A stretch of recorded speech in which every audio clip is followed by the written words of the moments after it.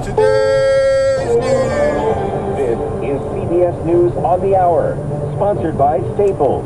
I'm Monica Ricks in New York. Security will be tight tomorrow at the federal courthouse in downtown Miami, where former President Trump will be arraigned for allegedly mishandling classified documents. CBS's Robert Costa's there.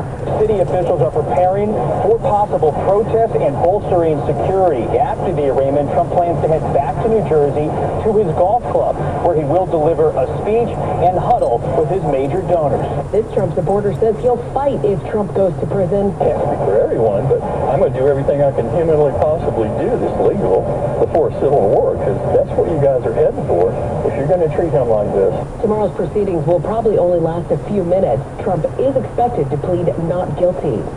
Crews are still working to clear debris from I-95's collapse yesterday in Philly.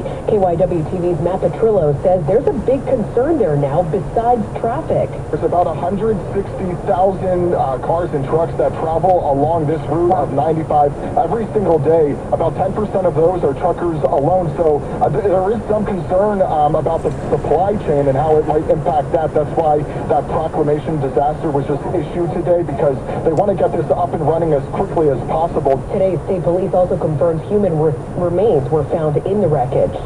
In upstate New York, someone died when a tour boat slipped in a cavern. Lockport Fire Chief Luca Quagliano. Somehow at the end of the cave, or the destination, that 300 feet section there, the boat became unbalanced and capsized. 8 others were injured.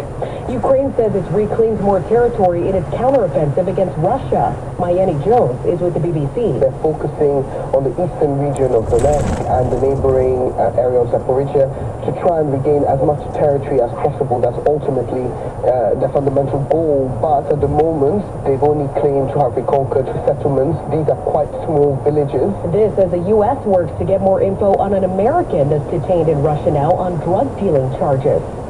President Biden's recovering from his root canal. White House Press Secretary Karine Jean-Pierre. The procedure has been successfully completed. The president is doing just fine, and he'll be certainly working in the residence this afternoon.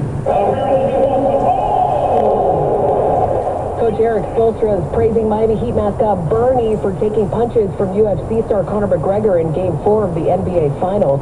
Those jabs sent him to the emergency room. We won't reveal who that is, but he's tough. You can take a punch and get back up, and yeah, he's not going to miss any time. Game 5's later tonight in Denver. The Nuggets lead the series 3-1. This is CBS News. Well, that's today's news. Today's news. I didn't hear any good news, did you? I didn't think so. I guess it's all about perspective. The glass is half full. Well, as always, I'd like to thank you again for coming along with me on these Dash Cam News adventures.